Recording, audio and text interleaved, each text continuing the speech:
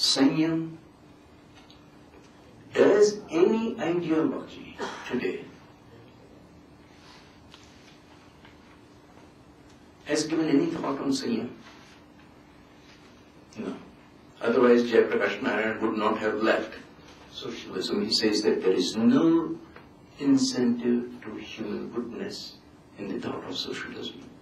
He had the courage to leave socialism and come to Gandhism, therefore. We have a problem with ideologies, therefore.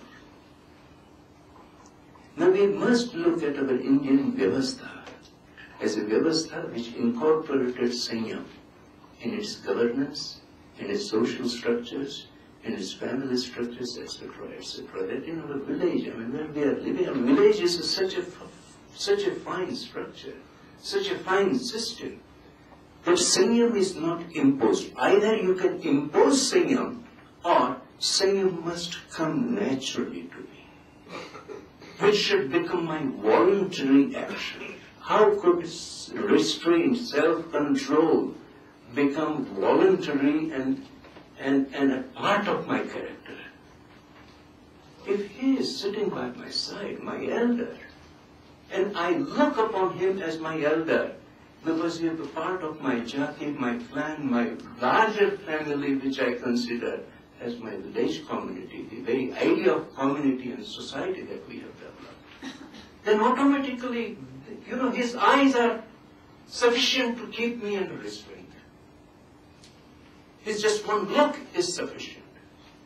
This moral supervision, mutual moral supervision, was woven into the way we structured our various units.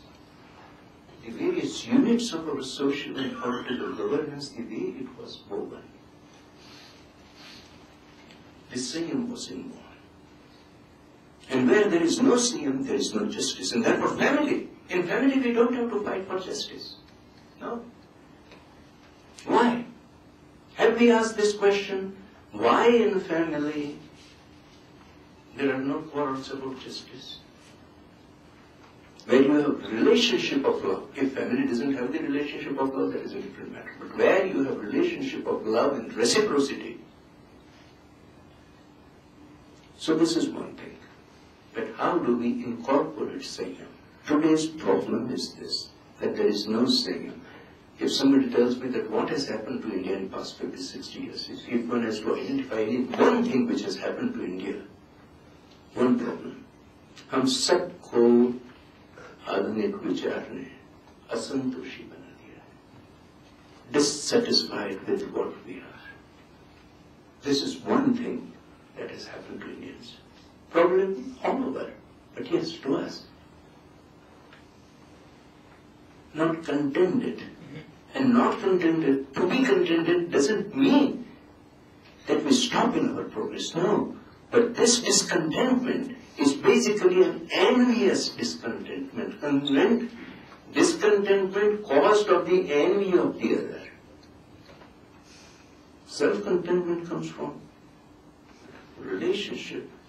And this relationship is how spirituality flows into system. When I look at him as my elder, whose vision is enough for me to keep myself under restraint, that is my spiritual relationship. Spiritual relationship, for that we use the term bhakta. कौन है भक्त? जो विभक्त नहीं है. विभक्त का मतलब क्या? Separated. If I am separated from him, then he cannot function as my restrainer. तो जो विभक्त नहीं है वो भक्त है. तो भक्ति का अर्थ है अनुसरण करना,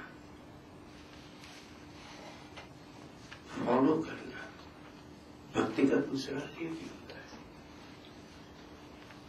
तो जिस समाज में हमारे पास ऐसे लोग हों कि जिनका हम अनुसरण कर सकते हैं सच्चे व्यवहार के लिए, वो समाज में स्पिरिचुअलिटी आपको बाहर से कहने की जरूरत नहीं पड़ती. वो स्पिरिचुअलिटी को अगर जानते भी नहीं, योगा करते कि नहीं, ये बिल्कुल इमैटेरियल है. इकोनॉमिक्स में, हमारे आर्थिक व्यवहार में, गांधी जी लिखते हैं हिंदू स्वराज में कि 5000 साल से for 5000 we have not changed the very design of the plow. Why? It is a spiritual design.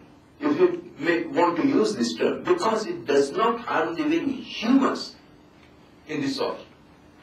आप तो किसान होंगे ही, जानते हैं आप इस चीज को।